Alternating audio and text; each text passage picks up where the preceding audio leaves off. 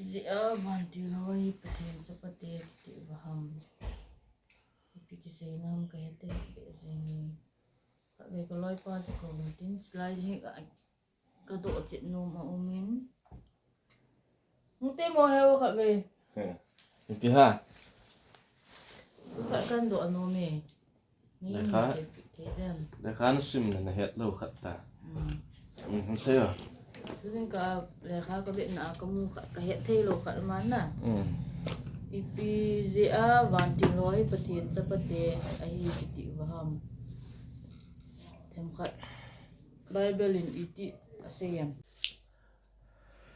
Nehin thu do chu ipisi a vantil ho hi pathian chapa kiti uvaham ti question a hi chomkim ta a keno chomcha nei do he na chomkim ta kan don jeng de Matthew bung 22 verse 30 na husim la chun like angel of God heaven ati English at live angel of God heaven ati ai vana vantil te ta bang ai aji chu abul lang chu neu chaga sim na chun vana chu kitchen na ta povin a kitchen sa ta pove thokit na chun a kitchen ta pove chen no kitchen sa pove vana vantil te ta bang he atin ai pau bible cha ai le hedi chu ipizia ki sei ham iti a hile pathin in akhut ta asim ai le pathina hungkun do a hi ze wa chu vantil ho chu pathin chapate kiti a hi ai la bible chun ipidinga